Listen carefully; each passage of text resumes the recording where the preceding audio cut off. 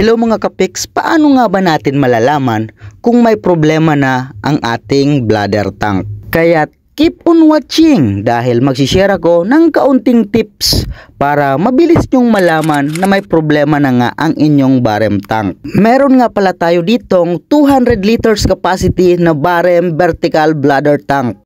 Isa sa pinakasinyales na sira na nga ang inyong bladder tank kapag inalog nyo ito at narinig nyo na may umaalog na tubig sa loob, na alam nyong wala na nga itong tubig dahil tinanggal na at na-drain na ito.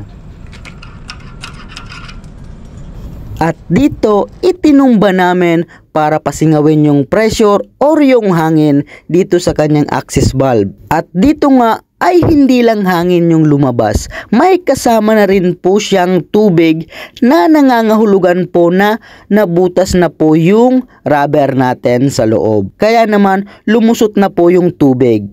Dahil ang normal po niyan ay puro hangin lang po ang laman niyan.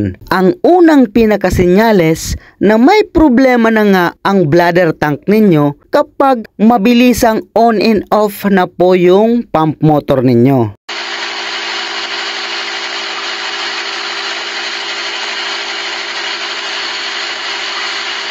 Na isa pang dahilan ng pagtaas ng bill ninyo sa kuryente. Sa pagtatanggal nga pala ng rubber ng bladder tank ay kailangan muna nating tanggalin yung mga nut natin dito sa ibabaw.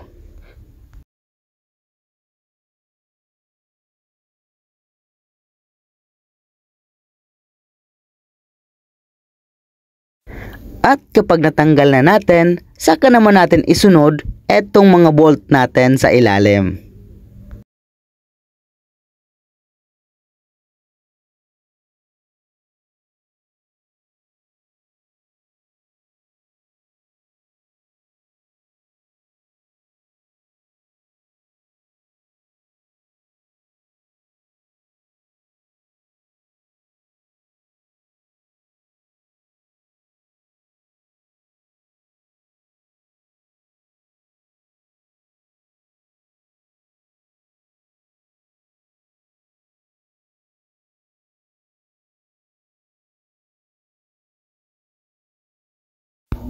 Ayan, natanggal na natin at ito po yung itsura ng rubber ng bladder tank.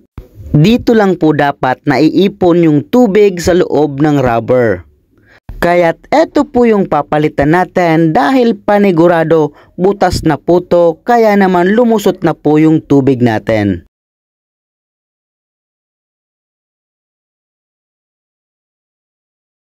At ayan po yung naipong lumusot na tubig. Napakarami at napakarumi. Ayan. Kaya humina yung pressure dahil puro tubig na at wala ng hangin. Kaya't magpapalit po tayo nitong rubber. Thanks for watching. Bye-bye.